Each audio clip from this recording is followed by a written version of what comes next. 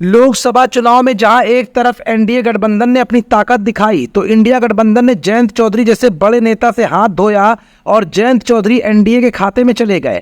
ऐसे में रही सही कसर जो बची हुई थी वो राहुल गांधी और अखिलेश यादव ने एक साथ आकर पूरी कर दी। मायावती अलग थलग पड़ गई और मायावती ने अकेले ही चुनाव लड़ने की घोषणा कर डाली थी। परिणाम आए और मायावती का दलित वोटर या तो एनडीए में शिफ्ट हो गया या तो इंडिया गठबंधन में छटक कर चला गया।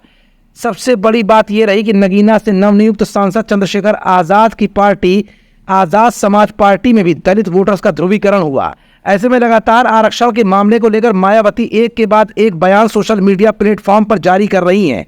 एक बार फिर मायावती ने आरक्षण की नीति को लेकर अपने सोशल मीडिया अकाउंट एक्स से एक के बाद एक धड़ाधड़ 3 ट्वीट्स कर डाले हैं।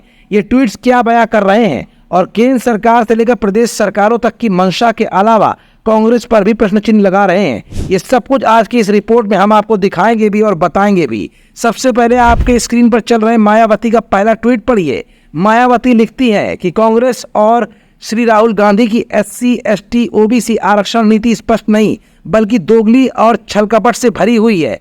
अपने देश में इनके वोट्स के लिए ये आरक्षण का समर्थन व इसे 50% से ऊपर बढ़ाने की वकालत तथा विदेश में जाकर इनके आरक्षण को खत्म करने की बात करते हैं। उनके इस दोहरे मापदंड से लोग सचेत रहें।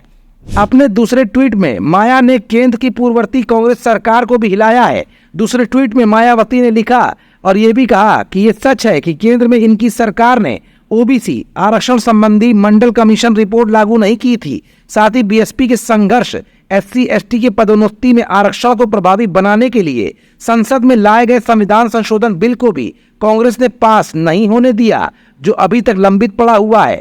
माया यही नहीं रुकी। अपने तीसरे ट्वीट में तो मायावती ने कांग्रेस को पूरी तरह से झकझोर कर ही रख दिया। माया ने आगे लिखा, ना ही तो इस मामले में इनकी यानी कि कांग्रेस की केंद्र सरकार ने माननीय कोर्ट में सही से पैरवी की थी। इस आरक्षण विरोधी कांग्रेस व अन्य पार्टियों से भी लोग सजग रहें। साथ ही केंद्र में रही कांग्रेस की सरकार द्वारा जातीय जनगणना नहीं कराना और अब सत्ता से बाहर होने पर आवाज उठाना, ये सब ढोंग नहीं तो और क्या है। दरअसल मायावती के ये तीनों ट्वीट्स पढ़ लेने के बाद आपको ये नहीं समझ में आ रहा होगा कि मायावती कांग्रेस और राहुल गांधी को क्यों जमकर बरस रही हैं, क्यों कोस रही हैं, तो आप इसका जवाब भी जान लीजिए। दरअसल मध्य उत्तर प्रदेश में दलित वोटरों की संख्या अच्छी खासी है, जिसको लेकर अमेठी और रायबरेली में कांग्रेस को अच्छे खासे वोट लोकसभा चुनाव 2024 में दलित समुदाय से ही मिले थे, जो मायावती की हैरानी और बेचैनी को बढ़ा रहे थे। ऐसे में मायावती विधानसभा उपचुनाव में उत्तर प्रदेश के मध्य हिस्से पर अपना पूरा फोकस कर चुकी हैं और अपने ट्वीट्स के जरिए कहीं ना कहीं खिसकते हुए दलित वोटर्स को अपने पक्ष में लाने के लिए माया की ये कोशिशें सोशल मीडिया पर लगातार जारी हैं और माया के ये तीनों ट्वीट्स कहीं ना कहीं इस बात की ओर इशारा भी कर रहे हैं। हमारा channel Indian news services INS like, share and subscribe करना ना भूलें।